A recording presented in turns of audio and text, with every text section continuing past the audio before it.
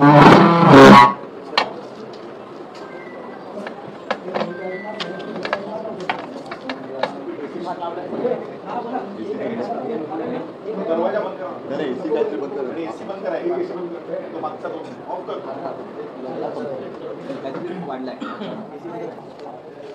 येतो बरोबर.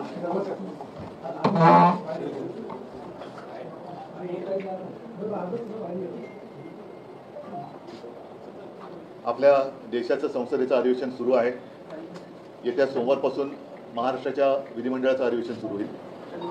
गेले काही दिवस संसदेमध्ये कसं कामकाज सुरळीत चाललेलं आहे हे संपूर्ण देश पाहतोय. छान देशाच्या महत्त्वाच्या विषयावरती चर्चा होते. विरोधक आणि सत्ताधारी पक्ष विरोधक देशाच्या दृष्टीने महत्त्वाचे विषय तिकडे मांडतायत आणि सत्ताधारी सुद्धा छान त्याला उत्तरं देत आहेत. असं चित्र तिकडे दिसतंय असं म्हणतात. दुर्दैवाने तसं होत नाहीये. महत्त्वाच्या विषयाला बगल देऊन नको त्या विषयाकडे चर्चा भरकटवली जाते आणि काही जे विषय जे इथे प्रकर्षाने घेतले जात आहेत, विशेषतः हिंदुत्वाचा विषय. गेल्या काही दिवसांपासून बांगलादेशामध्ये सातत्याने हिंदूंवरती अत्याचार होत आहेत, हल्ले होत आहेत. तुम्हाला सगळ्यांना कल्पना असेल, एक 2-3 महिन्यापूर्वी बांगलादेशचा क्रिकेट संघ आपल्या देशात आला होता, हिंदुस्थानात आला होता. तेव्हा आदित्यने सुद्धा हा मुद्दा उपस्थित केला होता की जर बांगलादेशामध्ये हिंदूंवरती अत्याचार होत असतील तर अशा देशाच्या क्रिकेट संघाबरोबर आपण क्रिकेट खेळणं किती योग्य आहे. साहजिकच आहे, त्याला सत्ताधारी पक्षाकडनं काही उत्तर मिळालेलं नाही. ते मिळणारच नव्हतं.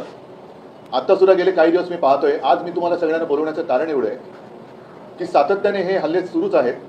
अगदी बांगलादेशामध्ये ही बातमी महाराष्ट्र टाइम्सची आहे. इस्कॉनचं केंद्र, इस्कॉनचं मंदिर जाळले तरी आपण गप्प आहोत. त्यांच्या प्रमुख तिथल्या कोण जे असतात इस्कॉनचे, त्यांना अटक झाली तरीसुद्धा आपण गप्प आहोत. हिंदूंवरती रोज अत्याचार होत आहेत तरी देखील आपण गप्प आहोत. मग आपले विश्वगुरू हे अत्याचार नुसतं पाहत का बसलेले आहेत? माझी पंतप्रधान नरेंद्र मोदीजींना विनंती आहे तमाम हिंदूंतर्फे की जसं आपण एका फोनवरती युक्रेनचं युद्ध थांबवलं होतं, तसंच बांगलादेशमध्ये जे काही हिंदूंवरती अत्याचार होत आहेत त्याबद्दल आपण काहीतरी भूमिका घ्यायला पाहिजे, पावलं उचलायला पाहिजे. कारण इथे नुसतं बटेंगे कटेंगे फटेंगे वटेंगे असं करून काही उपयोग नाही आहे. जिथे काही नाही आहे तिकडे छाती फुगवून दाखवण्यात काही अर्थ नाही आहे. पण जिथे अत्याचार होत आहेत त्यांना आपली धमक दाखवण्याची आज गरज आहे. आणि त्याच्यासाठी आपण काय करणार आहोत? कारण काल आमच्या खासदारांनी माननीय पंतप्रधानांच्या भेटीची वेळ मागितली होती, पण त्यांना ती नाकारण्यात आली.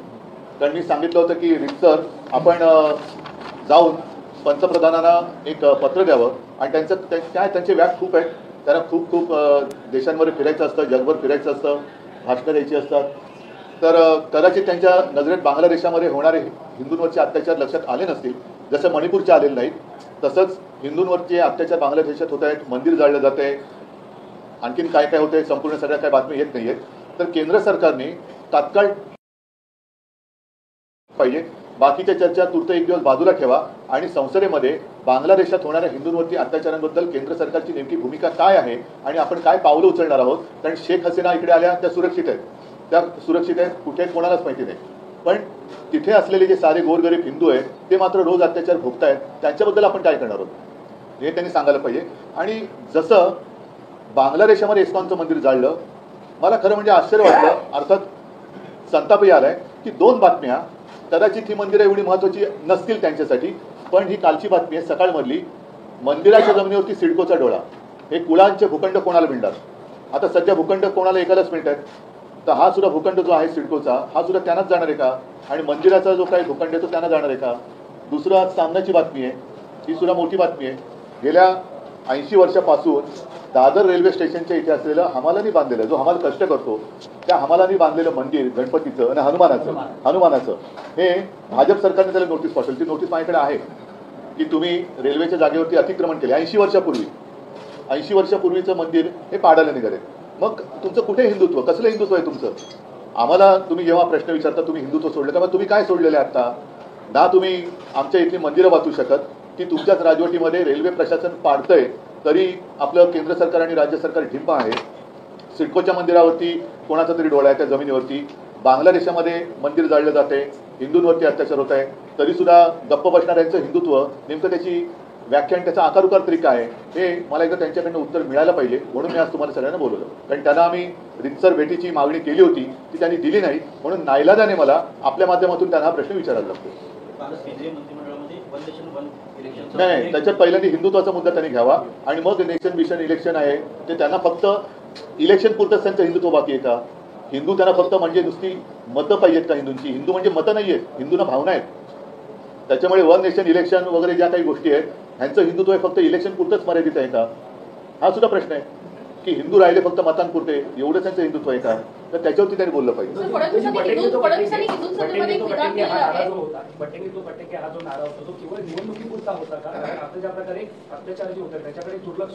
हो, तसंच माझं म्हणणं आहे की यांचं हिंदुत्व हे मतांपुरतं आहे. फक्त हिंदूंची मतं पाहिजेत, त्यांना भयभीत करायचं, त्यांना घाबरवायचं, त्यांची मतं घ्यायची आणि आल्यानंतर स्वतःच त्यांची आता मंदिरं पाडायला निघाले ती लोक. मग यांचं हिंदुत्व कुठे? आता कुठे गेलं यांचं हिंदुत्व? म्हणजे आता मंदिरं कुठे सेफ आहेत? अगदी बांगलादेशात पण नाही आणि आपल्या मुंबईत पण नाही आहेत. म्हणजे एक आहे तो सेफ आहे, तर कुठे मंदिरं कुठे सेफ आहेत? फडणवीसांनी आताच एक विधान केलेलं आहे. त्यांनी म्हटलेलं आहे की 25 कोटी लोकांना गरिबीतून बाहेर काढलंय. हे हिंदू इकॉनॉमीचं खरं तर मॉडेल आहे. कालचीच एक बातमी आहे की महाराष्ट्र देशामध्ये बेकारीत नंबर 1 वर आहे. ही कालची बातमी आहे. आता त्याच्यामध्ये हिंदू आहेत की नाही हे कल्पना नाही, पण मी फडणवीसांना आता याच्यात घेतच नाही, कारण बांगलादेशाचा मुद्दा आहे. आणि फडणवीसांना याबद्दल घेणार आहे की आपल्या मुंबईतलं मंदिर जे 80 वर्षापासूनचं हनुमानाचं मंदिर आहे, हमालांनी कष्टाने बांधलेलं आहे, तिथलं झाड बीड त्यांनी छान व्यवस्थित ठेवलेलं आहे, असं मंदिर पाडण्याचा फतवा निघतोय रेल्वे खात्याकडनं. तेव्हा फडणवीसांचं हिंदुत्व काय करतंय? भाजपचं हिंदुत्व काय करतंय? आता ती बातमी आहे ती नीट बघितली पाहिजे. कालची का परवाच्या सकाळमधली आहे की सिडकोच्या मंदिराच्या भूखंडावरती सुद्धा डोळा आहे, सिडकोचा डोळा आहे मंदिराच्या भूखंडावरती. रामाचं मंदिर उभं करताना राम भक्त हनुमानाचं मंदिर तोडताय. नाही, पण उद्धवजी त्या मंदिरासंदर्भात तुमची भूमिका काय आहे? वाचवण्यासंदर्भात तुम्ही काय करणार? माझं आता मला नाही, आता असं आहे ना, ईव्हीएम प्रशासनाला तुमचा सांगतो तुम्हाला. नाही, आम्ही काय फक्त इशारे देत राहायचं. ईव्हीएमचा निकाल काय? ईव्हीएम द्वारे त्यांनी निवडणूक जिंकलेली आहे ना, अधिकार त्यांना दिलेत. मग एवढंच जर का असेल तर का बसता तुम्ही? मग माझं हेच म्हणणं आहे ना की तुमचं हिंदू म्हणजे फक्त मतं आहेत का? हिंदुत्व म्हणजे फक्त मतांपुरतं बाकी आहे का तुमचं? मग कसलं तुम्ही कटिंग बटिंग वगैरे करताय? कशाला करताय? कशाला हिंदूंना घाबरताय? रेल्वे प्रशासनानं नाही, पहिलं मला त्यांच्याकडनं उत्तर. नाही, मी आता याच्याबद्दल काही बोलणार नाहीये, कारण एकदा ह्याच्याबद्दल, ह्या निर्णयाबद्दल, निवडणुकीच्या निकालाबद्दल लोकांच्या मनात एक धक्का आहे. जर का त्यांना असं वाटत असेल की लोकांनी खरंच त्यांना मतं दिले तर पहिले त्यांची जबाबदारी आहे, ते काय भूमिका घेतात त्याच्यावरती माझी भूमिका राहील. पहिलं हे मी तुमच्या माध्यमातून या राज्य सरकारच्या आणि मोदींच्या सुद्धा लक्षात आणून देतोय की बांगलादेशात हिंदू सुरक्षित नाहीये. माझ्या राज्यामध्ये हिंदूंची मंदिरं पाडली जात आहेत. अशा वेळेला ज्या हिंदूंच्या मतांवरती तुम्ही निवडून आलात त्या हिंदूंची मंदिरं वाचवण्यासाठी तुम्ही काय करणार? हे मला पहिले त्यांच्याकडनं उत्तर तर येऊ द्या. पिछले कुछ दिनों से लगातार हम देखते आए हैं, पढ़ते आ रहे हैं कि बांग्लादेश में हिंदुओं के ऊपर अत्याचार होते जा रहे हैं. खास कर 10-15-20 दिन पहले की एक खबर है जिसमें साफ साफ कहा गया है, लिखा गया है कि वहाँ का इस्कॉन का मंदिर जलाया गया. वहाँ के इस्कॉन के जो भी क्या कहते हैं उनको पुजारी प्रमुख है उनको गिरफ्तार किया गया. हमारे विश्वगुरु क्या कर रहे हैं?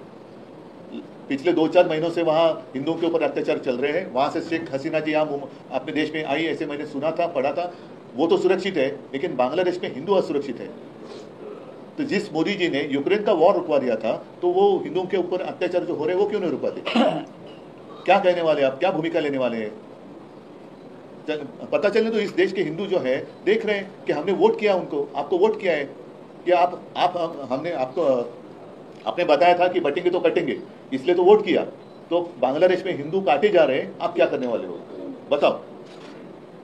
दोन प्रश्न आहेत. एक पहिला प्रश्न तर 23 तारखेला महाराष्ट्राचे निकाल लागले. पहिला शपथविधीला उशीर झाला आणि आता 20 दिवस होत आले. कॅबिनेटचा विस्तार अद्याप होत नाही. महाराष्ट्रामध्ये अनेक गुन्हे वाढत आहेत, अनेक खून दरोडे होत आहेत. त्यांना फक्त अजूनही त्यांच्यामध्ये मी काल बातम्या पाहिल्या की याचे खासदार कोणणार, त्याचे खासदार कोणणार, म्हणजे हे फक्त फोडाफोडीचंच राजकारण चाललंय. यांचं हिंदुत्व वगैरे साफ झूट आहे. यांना आणखीन किती राक्षसी बहुमत पाहिजे आणि मिळाल्यानंतर सुद्धा अजूनही विस्तार का होत नाही? नुसतं पक्षाचा विस्तार किंवा सत्तेचा विस्तार हेच तुमचं स्वप्न आहे, कारण त्याच्यासाठी तुम्ही हिंदूंना वापरताय का? तर मला असं वाटतं की पहिलं त्यांनी या प्रश्नावरती किंवा या समस्येवरती उत्तर द्यावं. पूर्ण देशातले नव्हे तर जगातले हिंदू मोदीजींकडे एका अपेक्षेने बघतायत, आशेने बघतायत की आज बांगलादेशातल्या हिंदूंवरती ही परिस्थिती आली असेल तर इतरांची काय हालत आहे. दुसरा प्रश्न असा आहे की शरद पवार आणि अजित पवार कौटुंबिक जरी घट्ट नातं असतं तरी राजकारण मी आता दुसऱ्या कोणत्याही विषयावरती बोलणार नाही. मला आता फक्त बांगलादेशामध्ये होणाऱ्या हिंदूंवरच्या अत्याचाराबद्दल पंतप्रधान नरेंद्र मोदी आणि आपलं हिंदुस्थान सरकार काय भूमिका घेणार आहे हे त्यांनी स्पष्ट करायला पाहिजे. सर 23 तारखेला शपथविधी झाला, आपण नव्हता शपथविधीला, नंतर काय बोलणं झालं? बांगलादेशामध्ये जे हिंदूंवरती अत्याचार होत आहेत त्याच्याबद्दल नरेंद्र मोदींनी आपण काय करणार आहोत हे भूमिका पहिली स्पष्ट करावी. महाविकास आघाडी सोबत घेऊन शरद पवारांचा पक्ष सोबत घेऊन आपण बांगलादेशाच्या दादर स्टेशनवरचं 80 वर्षापूर्वीचं हनुमान मंदिर ते पाडणार आहे, त्याच्याबद्दल त्यांनी उत्तर द्यावं. चला करून कोविडमध्ये महाविकास आघाडीला घेण्याचा प्रयत्न केला होता, मात्र आता जी त्यांची मंदिरांबाबतची भूमिका तुम्हाला संशयास्पद वाटते? संशयास्पद नाही, ही याला काही भूमिकाच म्हणत नाही. मला असं वाटतं मी बोललोय ते पुरेसं आहे. त्याच्यावरती त्यांच्याकडनं उत्तर येणं किती अपेक्षा करू याची मला काय आयडिया नाहीये. तर त्यांच्याकडनं जर त्यांच्यात थोडं जरी हिंदुत्व बाकी राहिलं असेल, लाज लज्जा शरम हिंदुत्वावर त्यांच्यात बाकी राहिली असेल, तर भारतीय जनता पक्षाने आणि पंतप्रधानाने बांगलादेशात हिंदूंवरती होणाऱ्या अत्याचाराबद्दल बोलावं. आमच्याकडे जे दादर स्टेशनचं मंदिर पाडण्याचा फतवा, हा शब्द मी मुद्दामून वापरतो कारण तो भाजप सरकारने काढलेला आहे, तो फतवा त्याच्याबद्दल त्यांनी बोलावं. सिडकोचा डोळा तिथल्या मंदिराच्या जागेवरती आहे, तो भूखंड कोणाला देणार आहे त्याच्याबद्दल बोलावं आणि मग त्यांनी आम्हाला हिंदुत्वावरती विचारावं.